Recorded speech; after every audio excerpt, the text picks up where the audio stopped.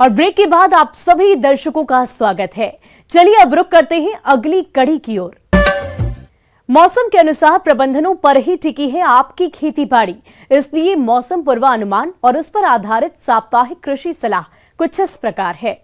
ग्रामीण कृषि मौसम सेवा, कृषि अनुसंधान केंद्र स्वामी केशवानंद, राजस्थान कृषि विश्वविद्यालय बीकानेर द्वारा भेजे गए मौसम पूर्वानुमान रिपोर्ट के आधार पर जिला बीकानेर और इससे लगे जिलों के किसान भाइयों को सलाह दी जाती है कि आने वाले दिनों में दिन और रात के तापमान में कमी होने, मध्यम सापेक्षिक आर्द्रता के साथ तेज गति की हवाएं चलने और घने बादल छाए रहने के साथ अच्छी वर्षा होने की संभावना है। आने वाले 2 दिनों के दौरान अधिकतम तापमान 35 डिग्री सेल्सियस और न्यूनतम तापमान 25 डिग्री सेल्सियस रहने की संभावना है।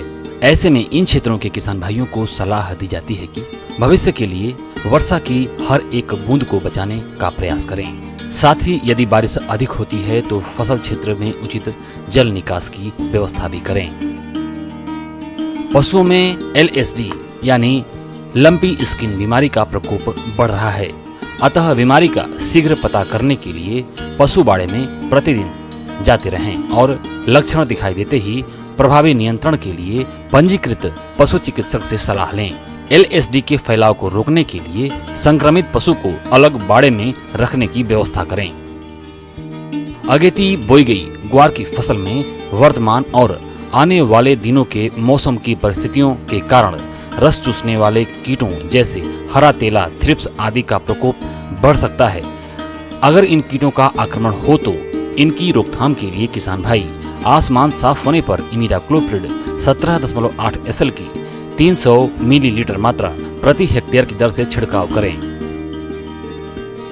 मूंगफली की खड़ी फसल में दीमक कीट की रोकथाम के लिए क्लोरोपाइरिफास नामक दवा को 2.5 लीटर प्रति हेक्टेयर की दर से वर्षा होने के साथ या सिंचाई पानी के साथ या मिट्टी में मिलाकर खेत में बुरकें। मूंगफली की खड़ी फसल में जड़ गलन रोग की रोकथाम के लिए कार्बेंडाजिम नामक दवा को 2 किलोग्राम प्रति हेक्टेयर की दर से वर्षा होने के साथ ही या सिंचाई पानी के साथ या मिट्टी में मिलाकर खेत में बुरकें। वर्षा होने पर सिंचित बाजरा और चारे वाली फसलों में जरूरी यूरिया का छिड़काव करें।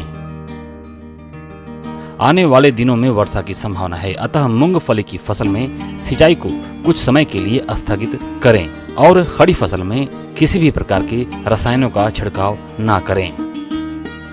अधिक बरसात होने की स्थिति में बुआई के लिए मूंगफली एवं बाजरा के खेतों में उचित जल निकास की व्यवस्था करें। फूल गोभी, पत्ता गोभी, मिर्च, बैंगन आदि सब्जियों की बुआई के लिए नर्सरी तैयार करें। बरसात के मौसम में पशु बाड़े को सूखा रखें और बाड़े को मक्खी रहित करने के लिए फिनाइल का छिड़काव करते रहें।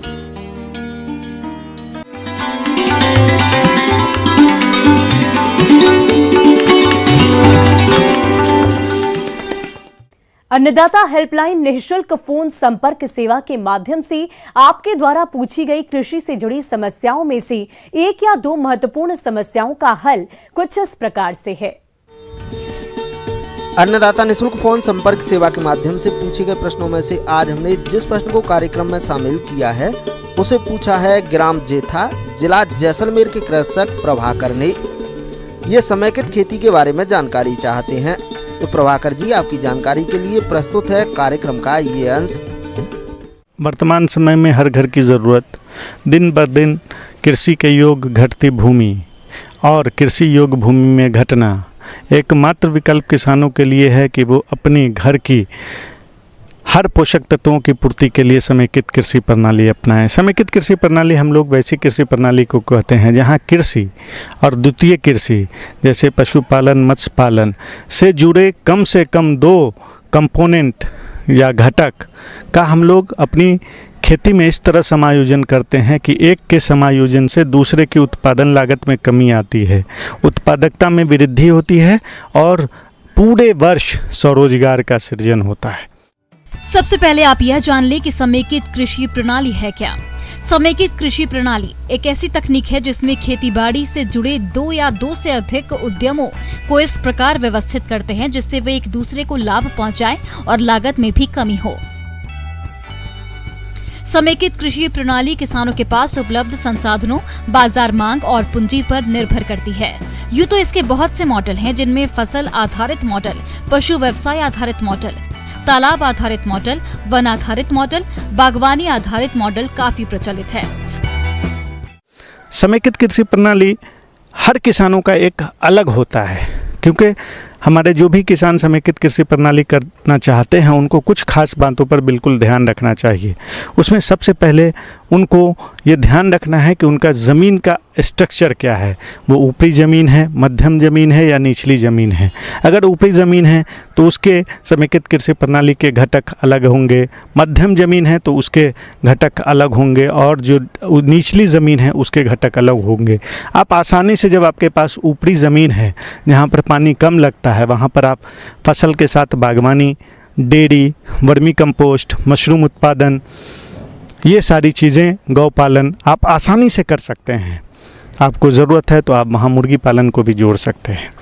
आपकी मध्यम दूरी की जगह है, वहाँ पर आप मछली पालन के साथ मुर्गी पालन, बत्तख पालन, बकरी पालन और भी हर चीज़ को जोड़ सकते हैं।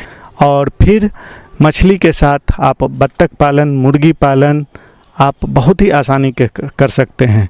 हम हमारे बत्तखों को तालाबों से उसके भोजन का लगभग 20% तक जो भोजन की आवश्यकता होती है वो तालाब के द्वारा पूर्ति हो जाती है। और तालाब से हमको जो बत्तख पालन में उसके भोजन पर जो आवश्यकता होती है भोजन की, वो 20% तक कम खर्च करनी पड़ती है।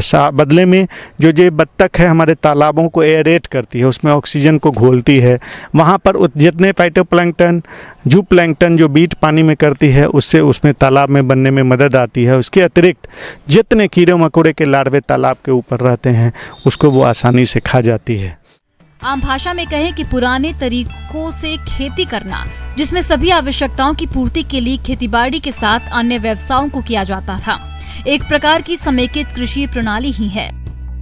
लेकिन वैज्ञानिक ढंग से इस प्रणाली को किया जाए तो केवल मुनाफा ही मुनाफा है और ये पर्यावरण के लिए लाभदायक है। अगर समेकित कृषि प्रणाली के आदर्श मॉडल की बात करें तो एक तालाब होना जरूरी है जिसमें वर्षा जल का संचयन हो।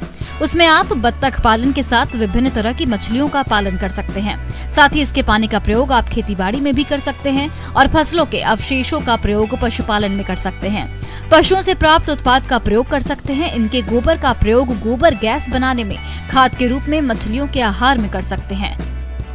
तालाब के किनारों पर फल और वानिकी वृक्ष लगा सकते हैं। साथ ही तालाब के ऊपर छोटा सा घर बनाकर मुर्गी पालन, बटेर पालन जैसे कई व्यवसायों को अपना सकते हैं। समय और क्षेत्र की मांग को जानकर अधिक लाभ कमा सकते हैं और आधुनिक तकनीक के द्वारा उर्वरकों और चारे के अत्यधिक खर्चे को भी कम कर सकते हैं, जिससे हमारी लागत कम और मुनाफा अधिक होगा।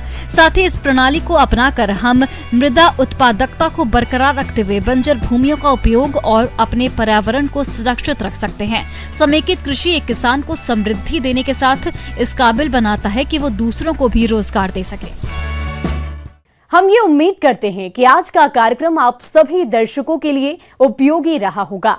किसान भाइयों, अन्नदाता आपकी सेवा के लिए संकल्पित है। कृषि संबंधित समस्या और सुझाव के लिए आप हमें इस पते पर संपर्क कर सकते हैं। प्रोड्यूसर अन्नदाता, news 18 Rajasthan, Ramoji film city, Hyderabad 501512। साथ ही आप हमें ईमेल भी कर सकते हैं। हमारा ईमेल है p18annadaata@nw18.com।